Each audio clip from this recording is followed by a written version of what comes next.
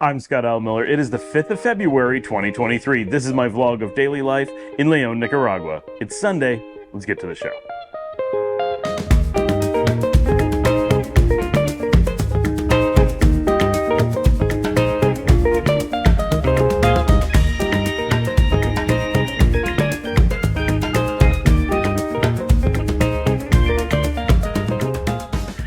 So I'm actually recording this a couple days in the future, as I always do, and I am for the first time ever, I believe, actually playing with using multiple cameras, or I should say multiple GoPros, because they will match in image. One time in the past I did try this with an iPhone and the Olympus or something like that, and the results were mixed because it was two so very, very wildly different cameras. One was HDR, one was, everything was different.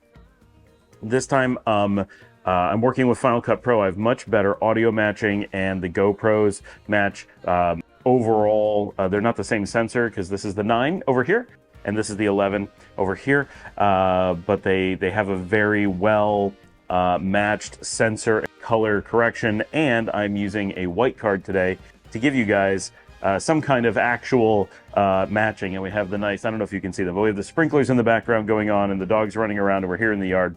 And I wanted to take this morning to sit down with some coffee because I'm so happy. It's so wonderful. We've had such a good week on the show, and that's real coffee. And I wanted to take this moment to, just kind of do something different. I wanted to shake it up.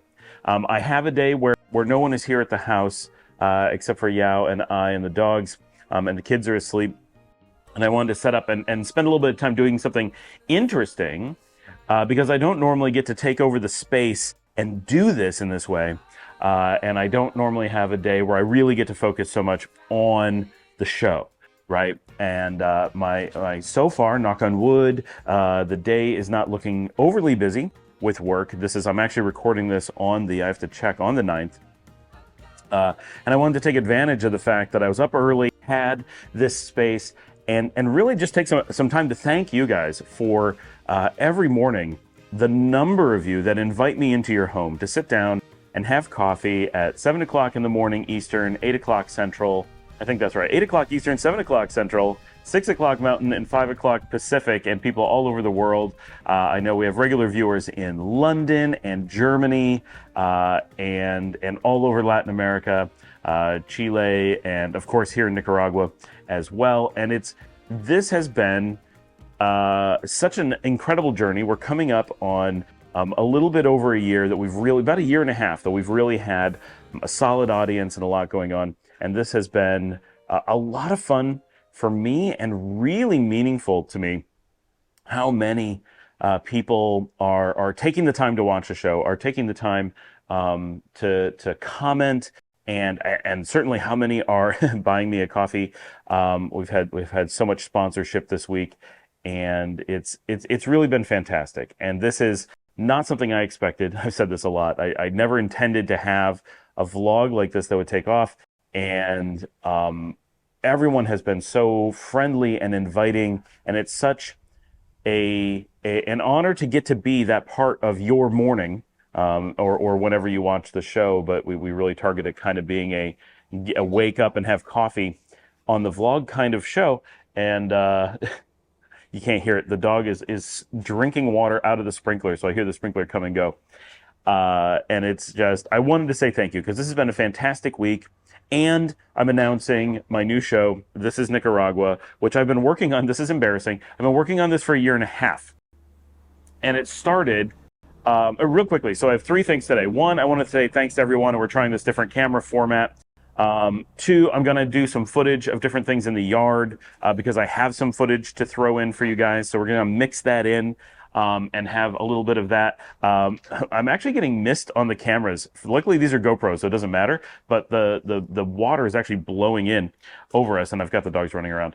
And we're going to talk about carpeting in Nicaragua, which is a funny topic, but I think it's going to be interesting and not very long.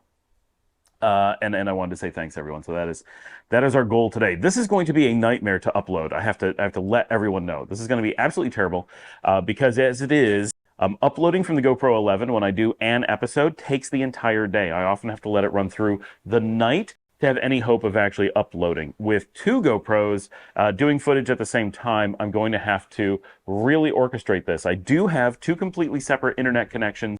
I will be able to hook up both of them and connect one to the Claro and one to the Techo and let both upload all through the night. But that is going to be absolutely awful. And I have been charging batteries because today is going to be a day of recording. So my announcement is my new show. This is Nicaragua.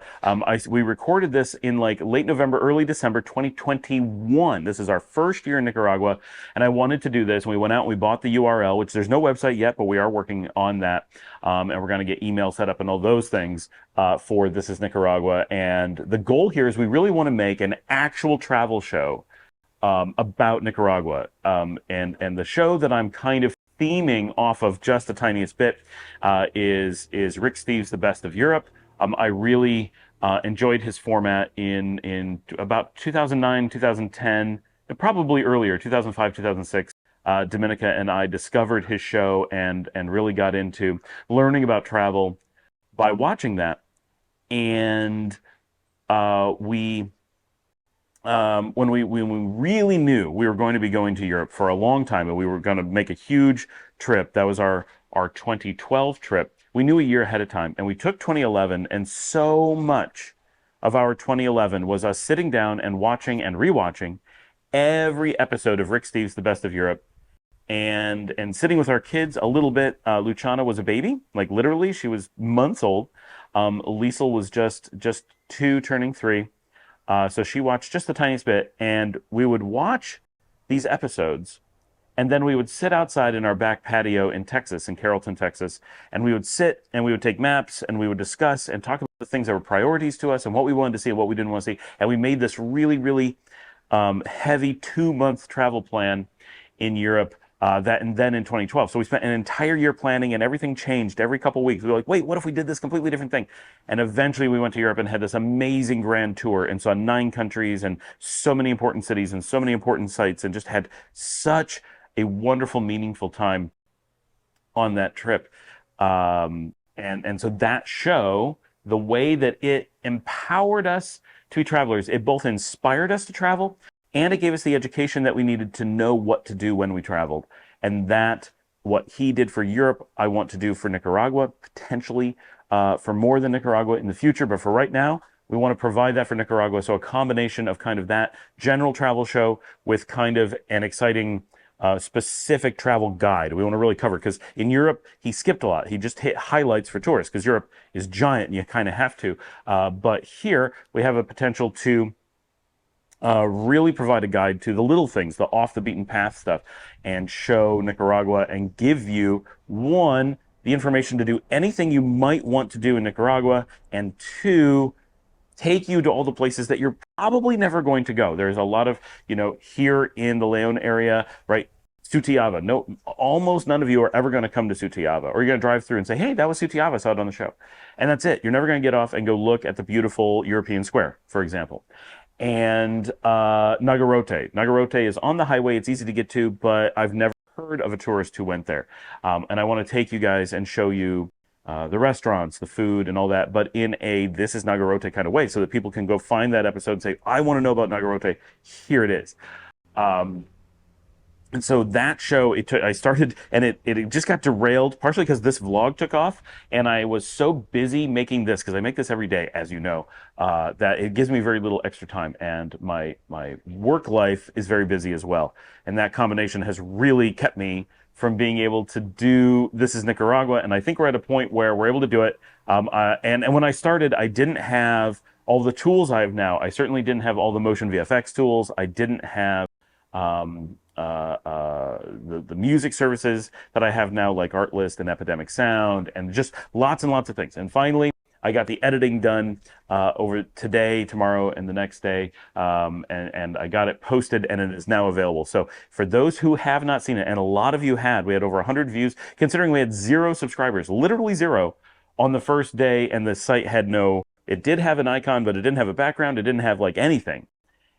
We posted the first video and got the thumbnail up, and by the end of the very first day, we had something like 130 views and 25 subscribers. Absolutely fantastic. A lot of that is because you guys knew about it and saw it places. But for those who have not, please take a moment. This is Nicaragua. The first episode is Laguna de Apoyo. I'm going to have a link in the description. I'll have a link at the end of the video, so it's easy for you to get to. But please go and watch that, subscribe to that channel. It's going to be very different. It's still me. I'm filming. Sometimes I'm in it. Sometimes I'm not. This one was really rough. We had terrible equipment. We didn't have lavalier mics. We didn't have the Olympus camera. We didn't have the other GoPro. We were working with extremely limited stuff, and I had to voice over a bunch of it, and we didn't have a way to voice over originally. Now we have the Tascam, so we're able to do that. So it took a year and a half to amass the equipment necessary to fix the original footage. And it still is pretty rough, but it was the first time that I ever filmed something intentionally for the purpose of making a show out of it. So it's different than my Take Flight channel, Take Flight with Scott. For those who have not gone there, please check out Take Flight with Scott, which is where I do kind of my random just tourism travel stuff. So it's right now just 10 episodes of my nieces and my wife and I in Europe in 2019, but there will be different stuff going on there as time allows. But that one's very ad hoc and no particular plan. It's just I want to be able to make videos of places I go, and I want a place to share them with you other than my vlog in a different format, and that's what that channel is. But it does have about 310 subscribers right now. I'd love to get that up. If you guys join that channel, you're not going to get swamped with a daily post or anything, but once every few months, I'll put something up that I hope you guys like. That is the channel where I did all my travel show learning, working with footage that was not intentional. Very hard to do. So that's my big announcement. This is Nicaragua is a real passion project, and we're excited about it. And I think we're going to have some amazing stuff. And it's more of an intentional project, whereas this one, also a labor of love, very much fell into and had no plan around, and still I'm struggling with what exactly is this show. It is what we kind of make it. So today, the quick update for what we did today. It is Sunday, and we started the day. We had a number of guests here staying for the weekend, and Dominica wanted to do. We had a lot of Nicaraguan guests staying, and Dominica wanted to do something special. So we did a big, all-American, heavy carb breakfast, which is.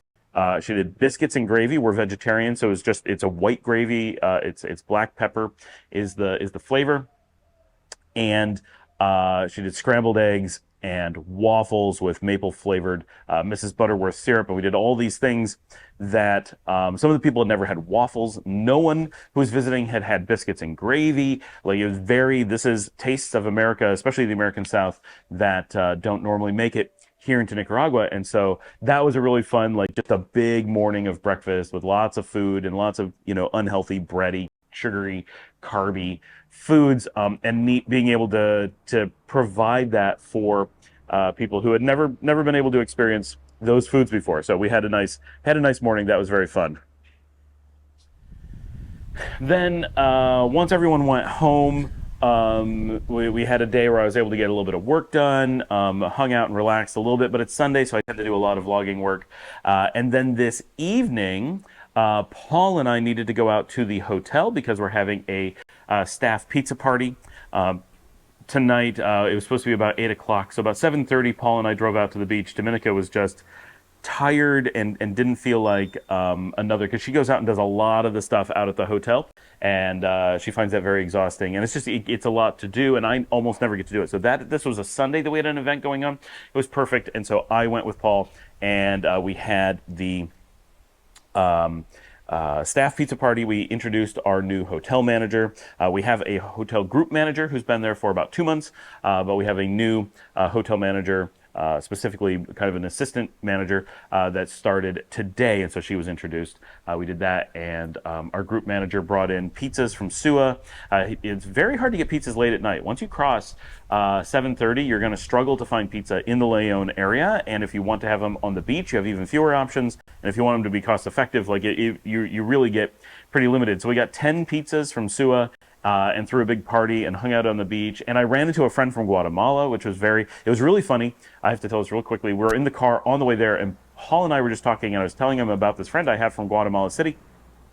And it was completely random. We walked into the hotel, and having no idea, no reason to believe that this friend would be, I knew she was going to be in Nicaragua sometime in the near future, in the next month.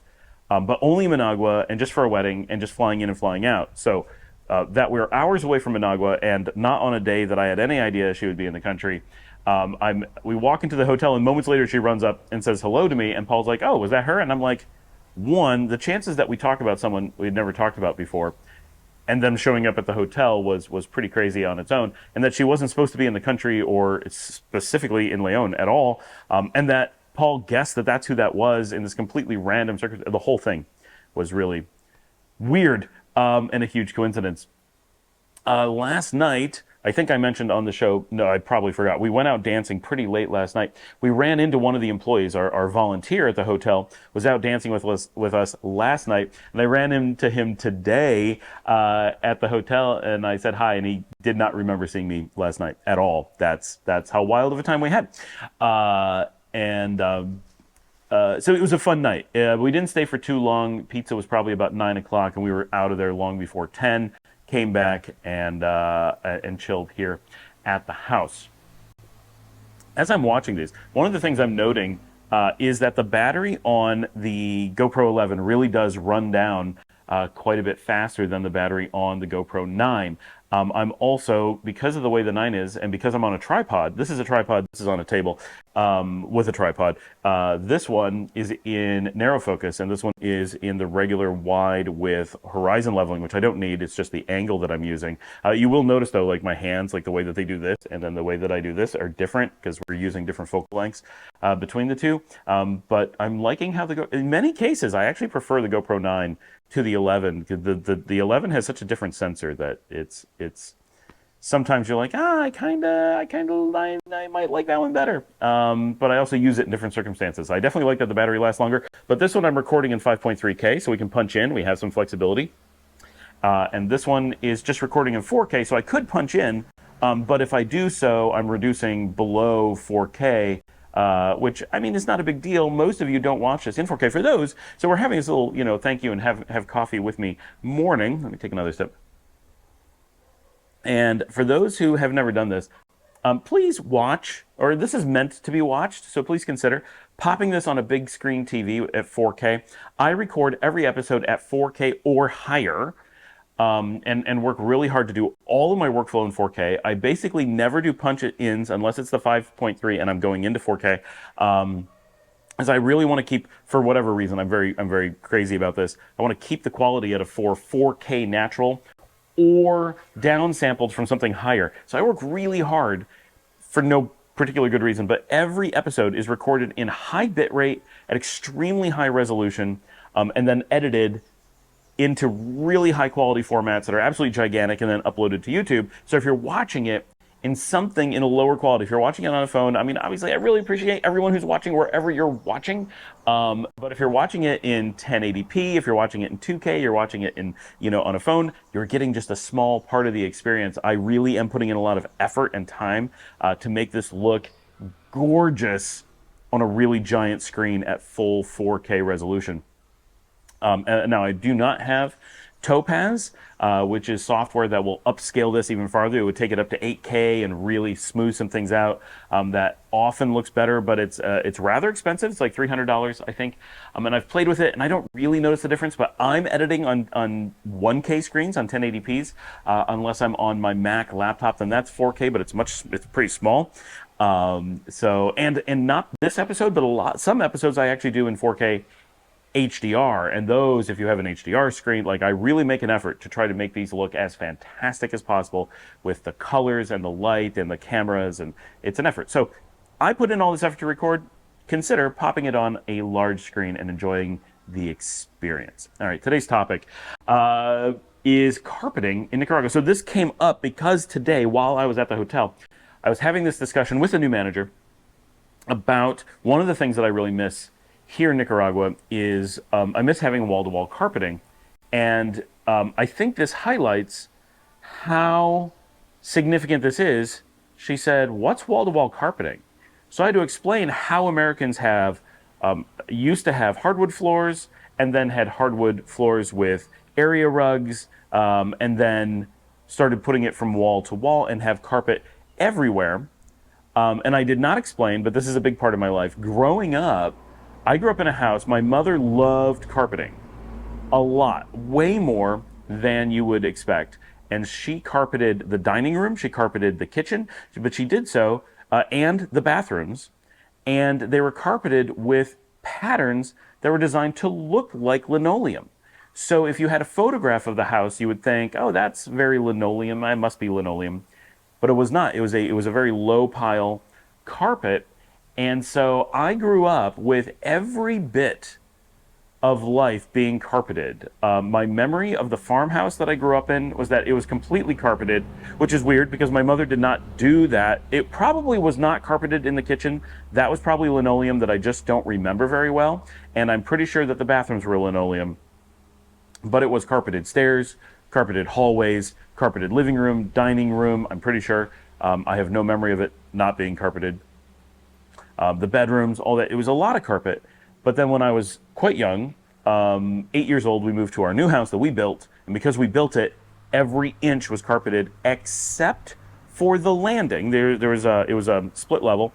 And so there was a stairway that came down and a stairway that went up. And just the landing where they touched, the stairs were carpeted, but the landing was linoleum. And that's the only piece of linoleum I remember. And then the furnace room just had concrete floors.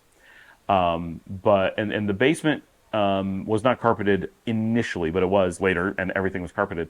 But both bathrooms, every bedroom, every hallway, every stairway, the kitchen, the dining room, everything was carpeted. And to me, that was so normal that just everything was carpeting, because that's how I grew up. And growing up in New York, lots of people have carpeted floors because it helps insulate to keep you warm in the winter, because a lot of the year it's cold, and there isn't much reason not to have it.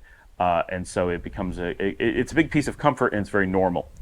And I always grew up with like the idea of, like, to me, hardwood floors was something cheap. Oh, you couldn't afford carpeting. Later, it became like it's a fancy thing. Oh, people could afford hardwood floors. They did like this fancy stuff. Then they put an area rug on top of it. I still don't understand why people do that. It makes no sense to me, other than it's easy to change the carpeting. But it doesn't look as nice to me. It doesn't feel as nice. There's a reason why brand new modern homes tend to be wall-to-wall carpeting in most of the U.S. And it's just easy on your feet. You can walk around in socks, and your feet don't get dirty. Even though the floor may be pretty dirty, it doesn't get on your feet. And it's really soft and comfortable, and you can lay on the floor, you can fall and not get hurt. Like, there's a lot of advantages to it. But here in Nicaragua, and this is really important, as we talk about things that are different, this is something that we never really think to talk about.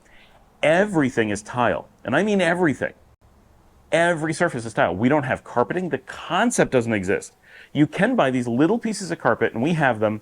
So like as you're getting out of the shower, you might step onto something like that. As you step out of a bed, you have just a spot to put your feet down so it doesn't quite hit the tile on that first step, but it's only that first step. That's it. Everything is tile. There's no linoleum. There is no carpet. There is no hardwood. I'm sure somewhere someone has hardwood, but in general, there is nothing like that at all. It is just tile and or concrete, or I guess in some places dirt floors, but everything. So like this house that we have here, the last house that we had, every house we've ever had, the hotel, everything is tiles. Now they may be ceramic tiles, they can be glass tiles, they can be different materials like brick style, like fire kilned mud or whatever, and some are more slippery, some are less slippery, but everything is tiled. And even the roads are often pavers, which are not a tile, but they're related to tiles. Not always. Some of the roads are asphalt, but pavers are very popular for a lot of reasons. And even sidewalks are sometimes tiled. Fancy sidewalks sometimes will be completely tiled, like it's your living room. Some will have like mixed in tiles, like it's a fancy thing, but it's indoor, outdoor. But the amount of tile that you will experience in Nicaragua is so extreme. It's so much more than you would ever imagine it could be.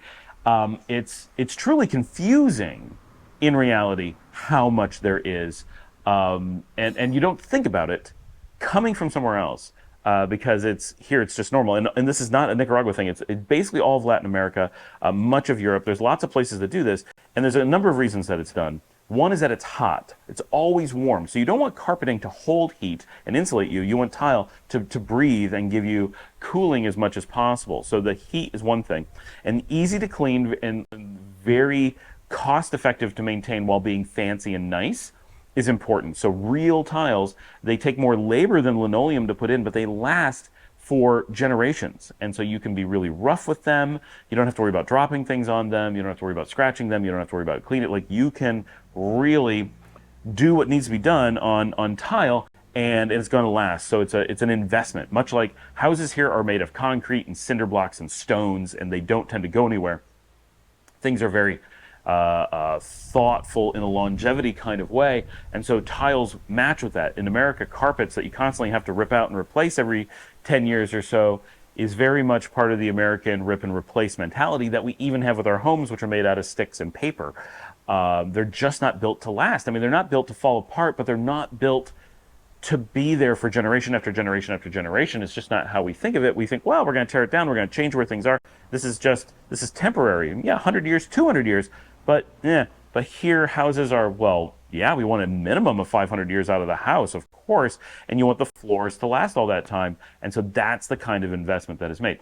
The big other things are keeping it clean, because things are dusty, because you always have open windows, wide open windows, wind like you wouldn't believe from everywhere, because you want everything to be moving around. You get a lot of dust, and that dust is going to need to be cleaned. So we tend to sweep and mop all the time, and that would be on carpet. It would be a mess here. With tile, it's really easy to keep very clean. And the other thing is that we did talk about the creepy crawlies, I believe, in yesterday's episode. There aren't that many insects here, but what we have, people are concerned about. We specifically want to avoid the chances of things like scorpions or tarantulas coming into the house. And one of the ways that we do that is by keeping it clean, which means they're not interested in coming in. And that also prevents things like ants or whatever, termites, all those things. Tile stops termites. There's lots of reasons that we want to have concrete and tile. But also we want a barrier that keeps things away and makes it very easy to spot, very easy to clean, very easy to kill. And so while we don't have very much, one of the reasons we don't have very much is because we plan, because we clean, because we have tile. And so because of all the tile, insects and other things really are discouraged from coming into your home, and when they are, it's very easy to deal with them.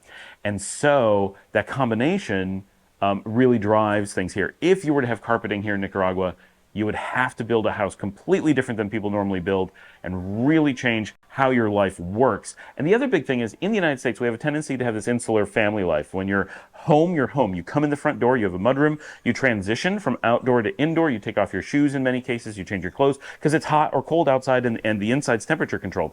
So there's this transition zone. We don't think about this as Americans, but or Canadians or Europeans, but when we come into a home, well, I guess Europeans quite a bit less, but in North America, significantly, when you enter a house, you go through a transition from the weather, uncontrolled, dirty outside to a controlled, clean inside.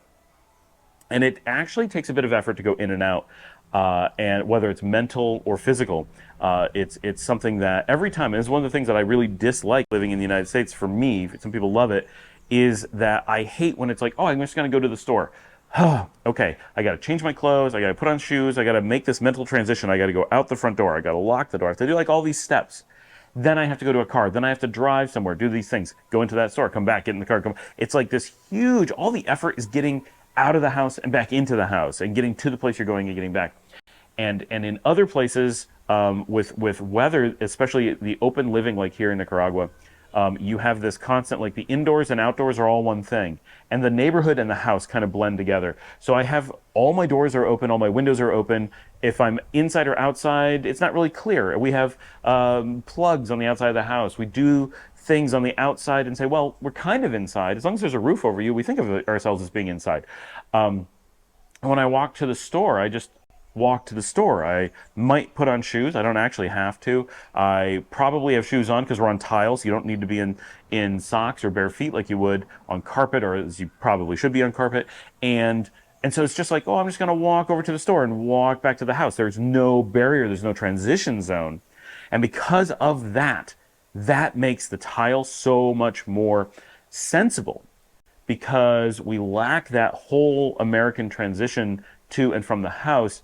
And it's hard to describe how much that is subconscious and how much of that is just, it just happens and it just flows and we don't think about it. But here you live outside, and in America you live inside, and one's not good, one's not bad. It's just two very different approaches, and it's mostly caused by weather and things we don't control, and because of that, it changes how houses are built. And so if carpeting is a big thing for you, you have to consider you will never find a normal hotel that has carpeting. You will never find a house that has carpeting. You'll never find a rental that has carpeting. None of that's going to happen. None of those things make sense. That would be crazy. If you go stay at like the Hilton Princess, which is always my example, in Managua, and go up to the upper floors, yes, that's going to be industrial carpeted like any American hotel because they're trying to match America, but it's also in a high rise and temperature controlled and all that stuff. You're stepping into America basically. But if you're in a Nicaragua hotel or a Nicaragua restaurant or a Nicaragua house or a Nicaragua anything, no carpeting ever, probably no linoleum ever. It just doesn't make sense. It's not as cost effective and practical as tile. And people wouldn't know what to do because everyone's used to tile. So it's what makes life easy. If you're building your own place, I'm sure there's a way to get carpeting here. My guess is that it's extra expensive and definitely no one knows how to work with it. And it will always be a challenge for you. But if you're going to air condition and temperature control an enclosed house, you're going to be living, one, very much not a Nicaraguan lifestyle. And two, it's probably going to be an amazing cost premium. And three, you will probably not find the carpeting experience to be as good or as practical as you remember feeling it from other places. But you could do it, but you'd be very much customizing something outside of the expectations and the norms and the Nicaraguan experience. So from a practical standpoint, think of Nicaragua as a carpeting-free country. You are not going to experience carpeting. And we're going to go to the audio on here. That's all we have because the battery on the GoPro 11 actually died on us. That's a great example of this one is at half and that one totally died. So hopefully the audio isn't completely horrible on this. But we were wrapping up anyway. So I'm out doing some walking and doing some recording, and I promised I was going to show you guys some stuff that was different today. And so I did some recording that didn't take very long. I did this time lapse of the yard and got this kind of awesome shot of the sun kind of passing over our garden throughout the day. So I wanted to share that with you, and I didn't really have a good spot to put it. And it's awkward to try to fit it into other things because I really have to explain what it is I'm showing and why I'm showing it. So I'm throwing it in today to fit it in for you, but I thought it was cool. I'm gonna play that with some music and the dog's playing in the yard. So enjoy. I'll see you all tomorrow.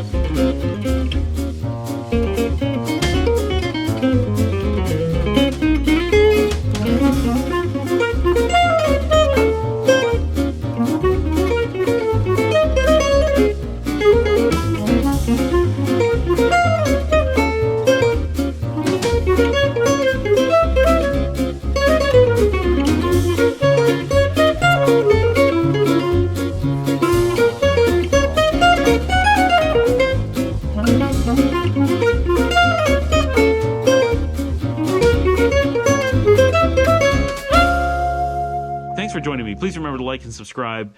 Get on social media, post links, let people know about the show. And as always, if you'd like to sponsor the show, you can buy me a coffee at buymeacoffee.com/ScottAlMiller. Doesn't actually give me a coffee, it actually pays for the show.